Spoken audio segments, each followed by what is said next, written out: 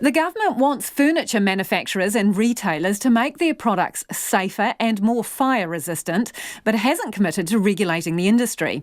Consumer Affairs Minister Chris Farfoy released a product safety policy statement today, which sets out guidelines and a benchmark for fire resistance, which furniture should meet. But Retail New Zealand is warning a lack of regulation will create an uneven playing field among retailers and manufacturers. Katie Scotcher reports. It didn't take long for flames to spread inside a shipping container set up like a small living room at Auckland's Whenuapai airbase this morning. Just on 1 minute 40, we're starting to get quite a lot of smoke build up high up. That's going to be getting very hot. It would be very unhealthy breathing any of that. After 2 minutes, thick black toxic smoke was billowing out of the container and was carried by the strong Auckland wind. 3 minutes in, things really escalated. The windows started to explode. Okay, we've got fire coming out into the smoke. That's because there's just not enough oxygen inside to burn that smoke. It's now finding the old fire triangle, it's finding oxygen outside. If this was inside your house, this would be going down your hall, this would be going into other bedrooms, into other areas, and that room's unsurvivable. 6 minutes later, all that was left inside the charred room was a melted couch and remnants of burnt stuffed animals.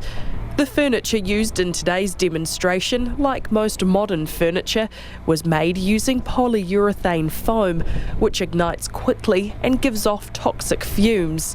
Fire and Emergency identified foam-filled furniture as the leading cause of fire spreading in homes. Peter Wilding says they've been working on combating the risk for 4 years.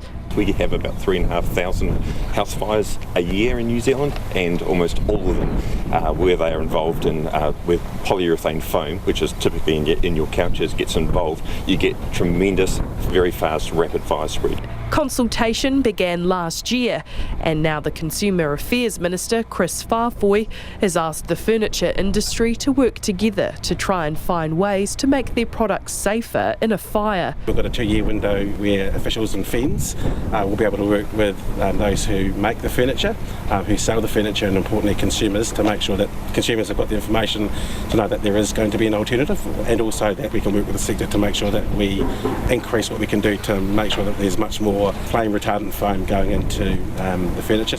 Mr Farfoy says it's possible any added industry costs could be passed on to consumers. That's why it's important to have that 2-year window to work with manufacturers and retailers to understand what technology they may have to introduce to make the furniture safer. Retail NZ Chief Executive Greg Harford says it's good the government is trying to improve fire safety in people's homes, but he says regulation is needed. It means that there's not a level playing field for everyone in the furniture business. So some people will choose to comply. Those good corporate citizens who want to try and do the right thing will do their very best to try and improve their products and the labelling that's on them.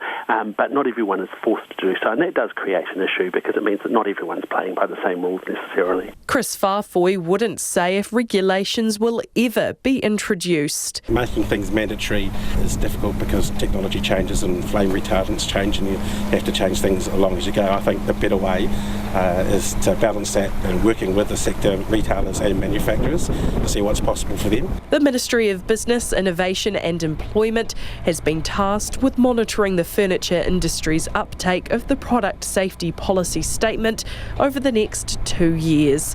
E tamaki makaurau mo te hotaka o te ahiahi nei, ko Katie Scotcher ahau.